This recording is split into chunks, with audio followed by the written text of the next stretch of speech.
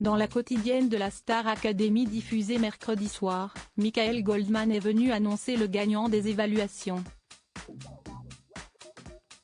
Et il s'agit de Pierre, qui a donc obtenu un avantage sur Elena avant leur demi-finale.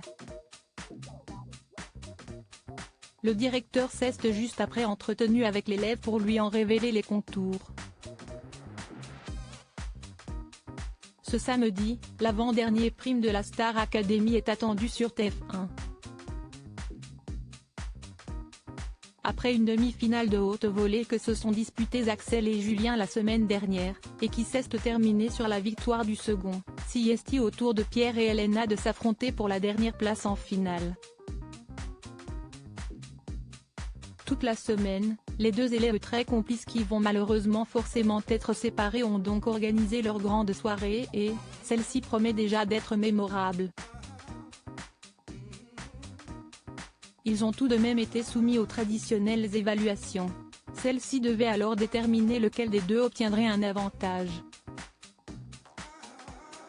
Et CST finalement Pierre qui a le plus convaincu le corps professoral, composé comme toujours de Malika Benjeloun, Cécile Chaduto, Pierre de Brouwer, Adeline Togniotti et du directeur Michael Goldman. Ce dernier n'a d'ailleurs pas tardé à venir annoncer le verdict aux élèves juste après leur passage. Et contrairement à Axel avant lui, Pierre a pu découvrir quel était ce mystérieux avantage dans la foulée. Pierre redoute un cadeau empoisonné en effet, le jeune homme quelque peu mal en point depuis plusieurs jours s'est entretenu dans le bureau du fils de Jean-Jacques Goldman. Non sans une certaine appréhension. Je n'aime pas ça, je sens que s'il y a un truc empoisonné comme d'habitude, a-t-il confié. Et d'ajouter, j'ai peur, j'ai très peur. Mais finalement, ce fut une bonne surprise pour Pierre. Sur le prime, tu sais que tu vas avoir pas mal d'épreuves et il y aura notamment des duos avec Elena. Il y a un des duos que tu vas choisir toi parmi une liste, a expliqué le directeur, conseillant à Pierre de choisir le titre qui le mettrait le plus en valeur.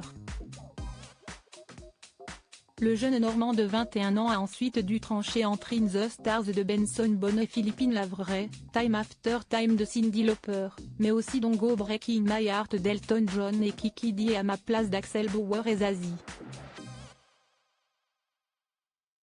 Et sa décision ne s'est pas fait attendre. Il chantera In the Stars avec Elena. Je sais qu'Elena la voulait pas mal pour les évaluations. Moi aussi. Donc déjà, je sais qu'elle la connaît et je sais qu'elle la aimait bien, a justifié Pierre. Et de continuer, je sais qu'on a à peu près les mêmes goûts, donc ce choix va être moins compliqué, pour une fois, je vais être content de faire un choix. J'ai envie de chanter celle-là et en plus si est plus simple, je la connais déjà. Un nouveau duo très attendu.